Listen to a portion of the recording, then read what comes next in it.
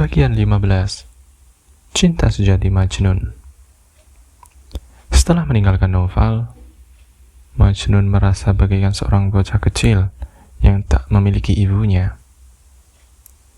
Ia menunggangi kudanya menuju padang gurun, hanya bertemankan angin.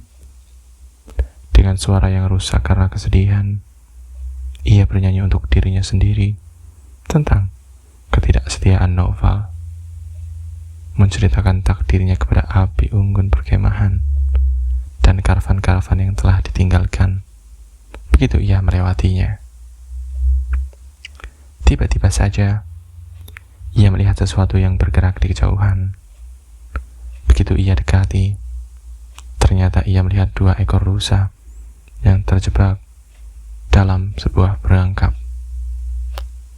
dan ada seorang pemburu yang berdiri di atas mereka, bersiap-siap untuk membunuh rusa itu dengan belatinya. Majnun merasa kemarahannya memuncak. "Lepaskan makhluk-makhluk itu," ceritnya.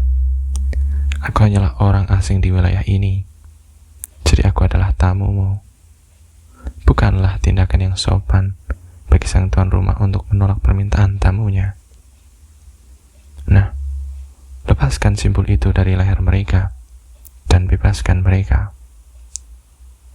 Bukankah masih ada banyak ruang di dunia ini untuk semua makhluk ciptaan Allah? Apa kesalahannya hingga kau bersiap-siap untuk membunuhnya? Lihat betapa anggunnya mereka, betapa indahnya mereka diciptakan. Tidakkah mereka mengingatkanmu akan keindahan musim semi? Tidakkah mata mereka mengingatkanmu akan mata kekasihmu? Lepaskan mereka, biarlah mereka hidup dalam ketenangan. Leher-leher mereka terlalu indah untuk merasakan serangan pedangmu. Dada serta paha mereka tidak diciptakan hanya untuk mengisi mangkukmu. Punggung mereka yang tak pernah mengangkut barang apapun sudah pasti tidak ditakdirkan untuk perapianmu. Lepaskan mereka, kumohon padamu." Si pemburu mengambil langkah mundur dan tampak terkejut. Tak pernah sekalipun dalam hidupnya ia mendengar permohonan yang begitu mendalam, begitu mulia. Masih menggelengkan kepalanya dengan tak percaya, ia berkata, "Apa yang bisa kukatakan? Aku mengerti pandanganmu dan aku setuju. Tapi aku adalah orang miskin. Jika bukan karena rasa laparku, aku takkan mungkin membunuh makhluk-makhluk ciptaan Allah. Namun ini adalah tangkapanku yang pertama dalam waktu 2 bulan. Aku mempunyai seorang istri dan beberapa mulut kecil untuk kuberi makan. Apakah aku harus mengorbankan kesejahteraan keluargaku demi kebebasan seekor hewan?" Majnun turun dari kudanya, dan tanpa berkata-kata, ia menyerahkan tali kekang kudanya kepada si pemburu. Meskipun bingung untuk tindakan Majnun, namun ia juga merasa lebih dari sekedar senang dalam pertukaran itu. Segera saja ia pergi dengan kuda itu, dan meninggalkan Majnun yang berusaha melepaskan rusa dari perangkapnya. Dengan halus ia melakukannya. Lalu ia membelai-belai leher mereka dan mencium mata mereka sambil berkata, "Aku melihat matanya pada matamu, lebih gelap dari malam. Meskipun begitu, cintaku tak dapat mengembalikannya ke hadapanku. Apa yang telah hilang takkan dapat dikembalikan oleh siapapun, dan yang tersisa hanyalah kenangan yang membara." Ia memohon agar Allah memberikan berkah kepada hewan-hewan tersebut. Lalu ia melepaskan mereka dan memandang saat mereka berlarian di atas gurun pasir. Ia kemudian melanjutkan perjalanannya. Langkahnya lebih pelan kali ini, karena tubuhnya menopang kesedihan, serta beberapa barang yang tersisa. Cahaya matahari menyengat kepalanya tanpa ampun, sementara pasir membakar kakinya. Kulitnya hangus, otaknya terasa seperti terpanggang, kakinya lecet-lecet dan terluka oleh duri. Namun ia terus berjalan tanpa gentar. Perjalanannya masih berlanjut hingga malam menyelubungkan jubah gelapnya di bumi, dan rembulan yang meminjam sinar matahari menjadi pemandangan yang sangat indah di langit. Saat itulah ia baru beristirahat. Dengan terengah-engah dan mengerang, ia memasuki sebuah gua dan menjadikan selendang tuanya sebagai selimut dan batu sebagai bantalnya.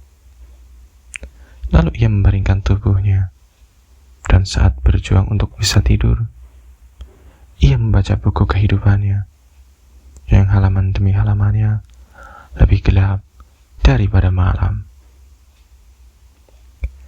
Saat pagi mulai menjelang dan matahari mulai bersinar, para syaitan tidur melepaskan rantai pikiran Majnun dan mengembalikannya kepadanya, membiarkannya terbangun. Sambil mengusap-usap matanya, ia melangkah keluar dari gua dan melanjutkan perjalanannya. Dalam perjalanannya, ia menciptakan ode dan sajak, lalu menyanyikannya keras-keras untuk dirinya sendiri dan gurun pasir.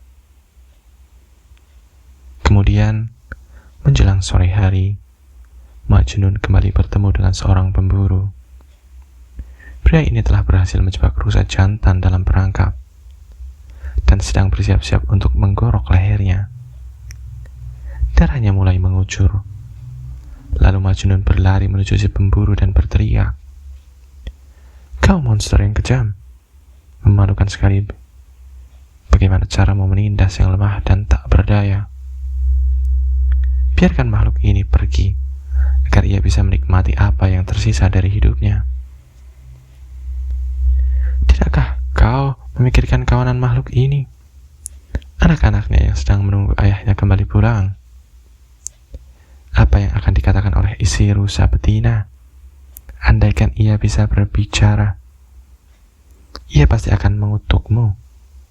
Ia pasti akan mohon kepada Allah agar kau tersiksa karena kau telah menyiksa pasangan hidupnya.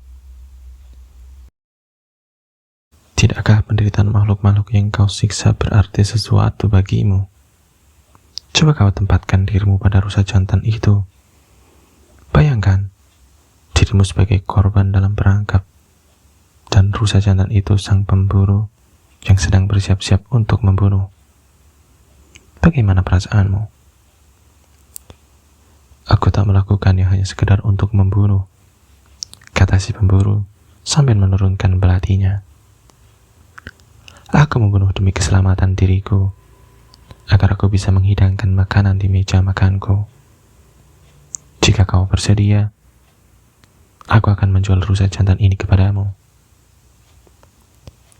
Majnun tak memiliki uang ataupun perhiasan, namun ia masih memiliki beberapa benda yang diberikan oleh Noval kepadanya.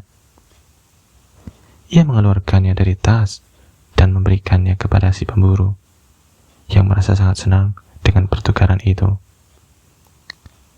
Setelah memasukkan benda-benda itu ke dalam tasnya, si pemburu itu membelai-belai bagian belakang tubuh rusa jantan itu.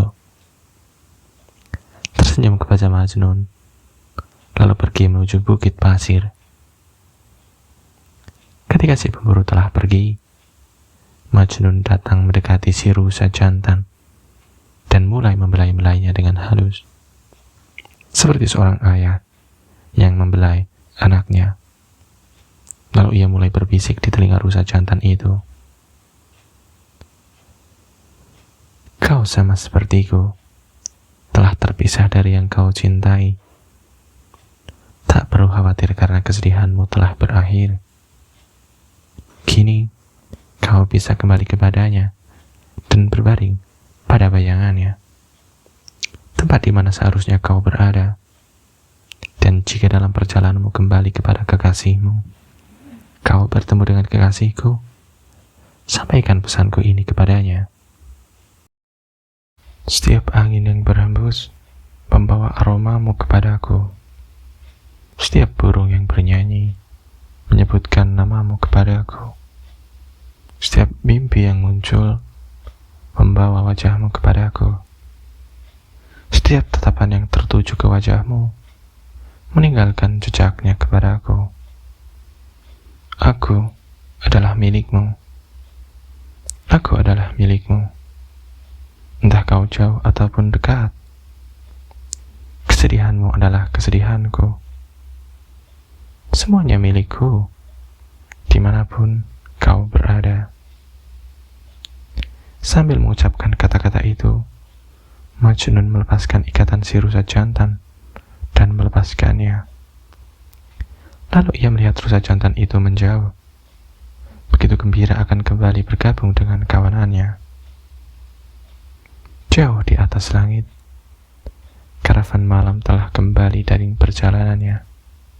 Di langit timur, rembulan muncul dari kegelapan dan mulai menyinari gurun pasir itu dengan sinarnya yang keperakan. Majnun memandang langit bagaikan burung dengan sayap terluka, tak sanggup terbang. Lalu ia menatap bintang-bintang, dan dengan air mata menetes di pipinya, ia merenungkan takdirnya.